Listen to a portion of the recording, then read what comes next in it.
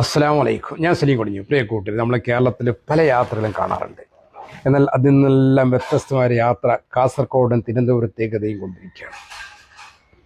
വന്ധ്യവയോധികനായ ഗുരുശ്രേഷ്ഠരായ Indian grand മുഫ്തി Kanthapuram AP Aboobacker Musliyar നടത്തുന്ന കേരള യാത്ര.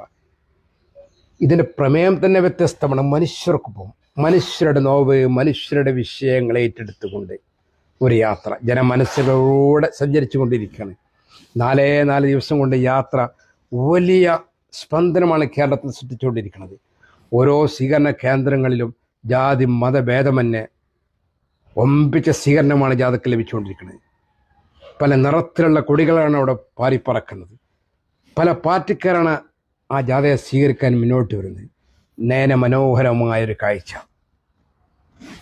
മനുഷ്യരുടെ വിഷയങ്ങൾ ഏറ്റെടുത്ത് മനുഷ്യരുടെ പ്രയാസങ്ങൾ ദൂരീകരിക്കാനുള്ള അധികാരികളിലേക്ക് എത്തിക്കാനുള്ള യജ്ഞങ്ങളാണ് നടന്നുകൊണ്ടിരിക്കുന്നത്.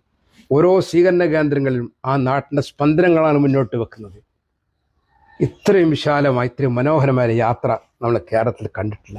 ഈ യാത്ര തിരുവനന്തപുരത്ത് എത്തുമ്പോഴേക്കും ഇത് കേരളത്തിൽ വലിയൊരു പുതിയ വിപ്ലവം തന്നെ സൃഷ്ടിച്ചിരിക്കും. ഇതൊരു പുതിയ ചരിത്രമായിരിക്കും. കേരളത്തിൻ്റെ മതസൗഹാർദ്ദത്തിൽ ഒരു പുൻതൂവലായിരിക്കും ഈ യാത്ര. അല്ലാഹു സുബ്ഹാനഹു വ തആല ഉസ്താദിന് ഇസ്സത്തും ഇമ്മത്തും ഏറ്റിക്കൊടുക്കുമാറാവട്ടെ. ആമീൻ യാ റബ്ബൽ ആലമീൻ.